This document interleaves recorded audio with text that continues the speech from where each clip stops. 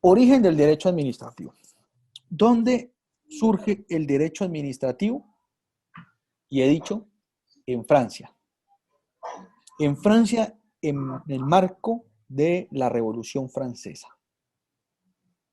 Antes de la Revolución Francesa, y Rodrigo Primi hizo referencia a eso en su escrito en El Espectador, que se lo sugiero que lo lean, dijo, Luis XIV había dicho, el Estado soy yo. ¿Sí? Por encima de mí no hay absolutamente nada. Entonces, si el Estado soy yo, significa que no hay división de poder. El poder estaba concentrado en un solo individuo. ¿Qué individuo era? Era el rey. Ahí estaba el poder judicial, ahí estaba el poder legislativo, ahí estaban todos los poderes. De hecho, cuando alguien emitía un servicio público, pues porque había servicios públicos de justicia, lo hacía en nombre de quién, del pueblo o del rey. En nombre del rey. La justicia, toda justicia emana del rey, por eso Luis XIV dice, el Estado soy yo. Digamos que el concepto de división de poderes no se da propiamente en la Revolución Francesa. La Revolución Francesa es la que mayor lo proyecta, pero antes de la Revolución, y ustedes recuerdan la película Gladiador, en la película Gladiador en la película Gladiador en Roma, o la historia de Roma que ustedes ven en Netflix, ustedes ven que el supercónsul, ¿sí? Lo elegía el Senado de la República. El Senado, es decir, había ya, y el Senado era un grupo de personas que tenían un poder importante y unas facultades, es decir, que esas pequeñas pinceladas de una división y de estructura del orden se empieza a resaltar con la evolución misma del estado de policía. Lo que pasa es que era muy concentrado el poder, entonces uno no lo visualizaba y no se entendía desde el punto de vista conceptual como la necesidad de una división que buscara la desconcentración. Había una organización, pero en últimas el emperador era el que tenía ese poder absoluto. No había un sistema de frenos y contrapesos. En la Revolución Francesa es donde mayor visualización logra tener la división del poder, pero no significa que sea ahí donde se da exactamente la Revolución Francesa, perdón, la división del poder. Si ustedes revisan la Revolución Gloriosa, donde los pensamientos de John Locke fueron importantes para empezar a pensarse en una división de poderes, y si ustedes revisan mi video sobre división de poderes, ahí le hago una lectura que hace el profesor Bernardo Vela Orbegoso, citando a John Locke sobre esa división y la Revolución Gloriosa, que es anterior a a la Revolución Francesa, es de 1688, ¿sí? Y la Carta de los Derechos, de 1689, ¿sí? En Inglaterra. Entonces, digamos que en la Revolución Francesa es donde mayor dimensión se da, porque esa revolución permitió el surgimiento, y ahí sí hay un concepto muy propio, el surgimiento del Estado de Derecho, en donde juega un papel importante el control de la administración, mediante una división tripartita de poder bien delimitada en cuanto a las competencias y funciones. Empieza a decir, mire, usted tiene estas funciones, usted lo va a controlar el poder judicial, ¿sí? Va a haber un parlamento. Y aquí hago una referencia al parlamento. En esa época, el parlamento, se entendía el parlamento a los jueces, a los que administraban justicia, ¿sí? Pero toda justicia emanaba ¿de quién? Del rey. Entonces no era un órgano independiente. ¿Quién lo manejaba? El rey. ¿Sí? Entonces, para contestar la pregunta, la división de tripartita viene con un desarrollo ni siquiera de Montesquieu. Él la simplifica, la determina, pero viene con un desarrollo anterior. Y hay alguna referencia de autores mucho antes que ya estaban hablando de esa necesidad de dividir el poder, porque el poder concentrado corrompe. Y entonces uno tiene un sentido de justicia y uno ve, bueno, pero ¿por qué tiene todo el poder? ¿Sí? Viene ya del ejercicio del pensamiento, de la racionalidad del ser humano que dice, pero ¿por qué? no me parece justo, entonces la gente empieza a criticar eso. Digamos que el gran estallido y el gran uso de esa división de poderes se da en la Revolución Francesa, pero no quiero decir que ahí el concepto fue originario y nació pues, ¡rum! No, viene con un desarrollo anterior, ¿sí? En los textos de Montesquieu, el espíritu de las leyes, en textos de John Locke, que ya hacían una referencia, el principio de separación de poderes es un elemento distintivo del Estado de Derecho, ¿sí? Que cobra fuerza aquí en la Revolución Francesa. Entonces, Luis XIV dice, el Estado soy yo. ¿Para qué? Para significar todo el poder absoluto. Esa comparación y ese contraste lo hace Rodrigo Prini en el texto que les oriento a que se lean en El Espectador, que habla sobre esta concentración de poder. El origen del derecho administrativo se dice que es jurisprudencial, ¿sí? En Francia empieza a surgir una jurisdicción especial que parte de la división tripartita del poder. El ejecutivo es el gobernante, el rey y el príncipe.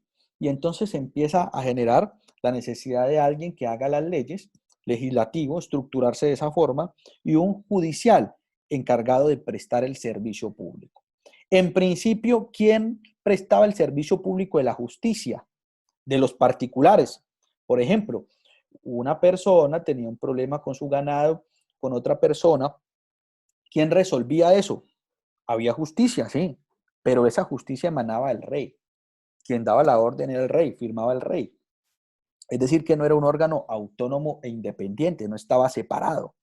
Con la Revolución Francesa que llegó Maximilien Robespierre y generó la Declaración de los Derechos del Hombre y del Ciudadano, entonces empezó el auge del liberalismo, de hecho, libertad, igualdad, fraternidad. Se empezó a considerar la necesidad de que al rey, al príncipe, debía de controlarse. ¿Cómo lo controlo? Colocándola encima del príncipe, ya no la nada absoluta, porque ya estamos, Luis XIV dijo esa frase célebre, luego siguió Luis XV, luego XVI. Luis XVI fue donde se dio el asunto de la Revolución Francesa, Luis XVI. Y entonces en esa revolución le colocaron por encima al rey, al príncipe, al gobernante, el imperio de la ley. Es decir, todas las actuaciones que realizaba el rey están sujetos al derecho. Por eso se denominaba Estado de Derecho, imperio de la ley, división tripartita del poder. Y entonces, los revolucionarios y las personas de la Ilustración, las personas que escribían, los críticos empezaron a decir, bueno, ¿qué creamos, qué nos imaginamos nosotros, qué nos inventamos nosotros para poder lograr que al rey se pueda controlar las actuaciones del rey? Si yo voy a pagar un tributo y de acuerdo al impuesto que debo pagar, no estoy de acuerdo con eso, ¿a quién le presento yo la reclamación? Entonces se inventan la figura de la administración juez. Juzgar a la administración es también administrar. En ese momento hay una sola jurisdicción, que es la jurisdicción común, pero entonces empiezan las personas a presentar reclamaciones ante el rey y cómo las va a resolver. Pues resulta que la misma administración del rey resuelve las peticiones. Si ustedes tienen algún inconveniente conmigo, presente su reclamación. Presenta la reclamación y ¿quién les decide? Pues le decide el rey. No hay aquí una división todavía de una dualidad jurisdiccional que hable de una justicia común y una justicia especial. Esa justicia especial termina siendo la jurisdicción de lo contencioso administrativo, que es la que controla al rey, pero hasta el momento no la hay. ¿Qué figuras inventan para solucionar esos problemas? Hay un derecho. Como hay un derecho, yo tengo que garantizar el debido proceso. ¿A quién? Al súbdito, a las personas. Que el rey fue y se le metió a esa casa, le generó algún problema, algún daño. ¿Cómo le hago la reclamación? Haga la reclamación al rey. ¿Quién le va a decidir? Pues las mismas personas que trabajan con el rey. Firma la decisión. Y esa figura se conoce como figura de la administración juez. Una especie de juez que es el mismo poder del rey. Muy bien. Hasta ahí no estamos hablando de jurisdicción especial. Estamos hablando de unas pequeñas pinceladas, unos pequeños elementos que empiezan a distinguir un derecho especial que permite controlar a la administración. Ve que ya el poder, tengo que controlarlo. No era tan eficaz, seamos realistas, pero empiezan unas pequeñas pinceladas. El justicia retenida. Hay dos conceptos que hay que tener claro. Justicia retenida y justicia delegada que ustedes la pudieron definir en el trabajo que hicieron. La justicia retenida tiene un proceso de formación. Les voy a dar el contexto general de la justicia retenida. Justicia retenida era la figura de la administración juez, donde el mismo rey firmaba la decisión. Entonces era una justicia, administración de justicia, que provenía del mismo rey. ¿De acuerdo? Y tiene un proceso evolutivo. Primero, a través de la ley 1624 de agosto de 1790. ¿Qué pasa ahí? Llegan los revolucionarios al poder, ¿sí? Los revolucionarios al poder les da miedo que estos órganos que manejaban, como ya empezamos a hablar de manera puntual de una justicia independiente, hay una rama judicial, entonces que estos órganos que manejaban las relaciones particulares se inmiscuyeran en las decisiones de la revolución, que estaban generando nuevos gobernantes. Entonces les daba miedo. Entonces generaron una figura que se llama el principio de la no intromisión. Ese principio de la no intromisión lo que decía era, ustedes parlamento, ustedes jueces, ustedes no pueden intrometerse en las decisiones del Ejecutivo, porque entonces estarían pecando o cayendo en el delito de prevaricato. Ustedes no se pueden meter. Miren que aquí hay una contradicción. ¿Por qué? Porque la revolución buscaba el imperio del derecho y el control de la administración. Pero cuando llega el revolucionario, entonces dice, uy, no, yo no, a mí me da miedo que la rama judicial empiece de pronto a tomar decisiones para irse en contra de las decisiones que yo estoy tomando en favor de la revolución. Más o menos cuando el presidente de la República saca una decisión y llega a la Corte Constitucional y dice, no, eso no puede hacerlo, eso querían ellos prever, que no lo pudieran hacer. Eso era una contradicción porque la revolución lo que buscaba era el imperio del derecho, pero de todas maneras empiezan a gestar los revolucionarios, estando ya en el poder, unas normas para evitar que los controlen, ¿sí? A pesar de que se habla de derechos de la sociedad, etc. Eso fue involucrado en el artículo 3 de la Constitución francesa de 1791. Muy bien. ¿Quién trae el Consejo de Estado? El Consejo de Estado, como órgano que cumplía la función, primero, de asesorar al rey y segundo, asesorar al rey y escribirle algunos decretos que ibas a sacar, asesorarlo en ese tema. Y segundo, resolver las cuestiones como administración juez que le presentaban los particulares para controlarlo cuando habían algunas irregularidades. ¿Sí ven? El Consejo de Estado lo trae en 1799, lo trae Napoleón Bonaparte. Napoleón Bonaparte. ¿Cuál era la función entonces del Consejo de Estado? El Consejo de Estado tenía como función primordial asesorar al rey en la redacción de acuerdos, etcétera, en la redacción de decretos que iba a sacar, en las decisiones que iba a tomar y resolver, óigase bien, las cuestiones administrativas que presentaban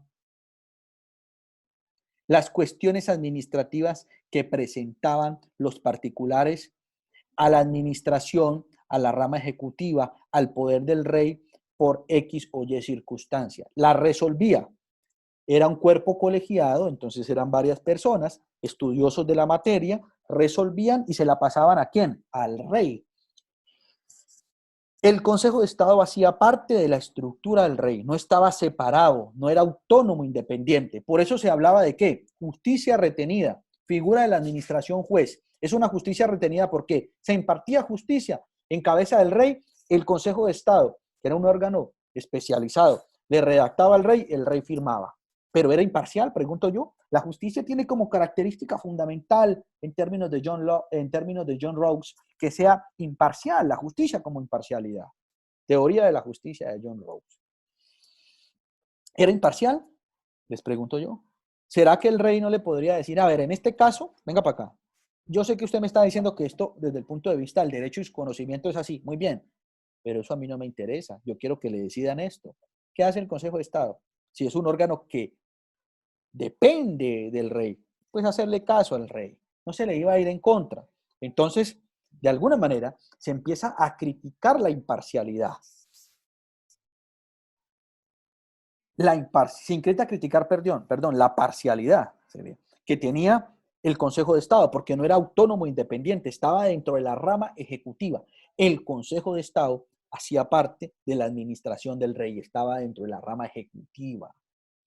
Entonces le tenía control y era el que le decidía las cuestiones a los particulares, y eso era la justicia retenida. Justicia retenida era una justicia que impartía el rey a través del Consejo de Estado. No había imparcialidad, había mucha parcialidad porque el Consejo de Estado hacía parte de la estructura de la rama ejecutiva, pero sin embargo es la figura que se utilizaba para dirimir los conflictos entre los particulares y la administración. ¿Sí ven? Particulares y la administración. Empieza entonces a gestarse un derecho especial. Ese derecho termina siendo derecho administrativo. Hasta este momento de la justicia retenida, compañeros, no estamos hablando que hay una justicia o una jurisdicción de lo contencioso administrativo, porque no se ha salido el Consejo de Estado a la rama judicial. Eso se da en la justicia delegada, que luego la entraremos a explicar con mayor detenimiento, pero que ustedes ya han venido desarrollando y lo saben porque han hecho las lecturas y eso se los preguntaré en la evaluación, ¿sí? Dentro de las preguntas que tienen. Voy a dejarlo hasta ahí. Continuaremos la próxima clase. Este jueves sería la evaluación que tenemos. La próxima clase sería el lunes, entonces continuamos el origen del derecho administrativo, luego miraremos el derecho administrativo en Colombia, luego miraremos la descentralización, la desconcentración, la delegación como principios importantes y basamentos necesarios que ustedes deben tener para poder entender con mayor profundidad el derecho administrativo, y empezaremos así a estudiar esos primeros artículos del derecho del Código de Procedimiento Administrativo y lo Contencioso Administrativo, Ley 1437 de 2011, a fin de lograr abarcar todo nuestro programa académico.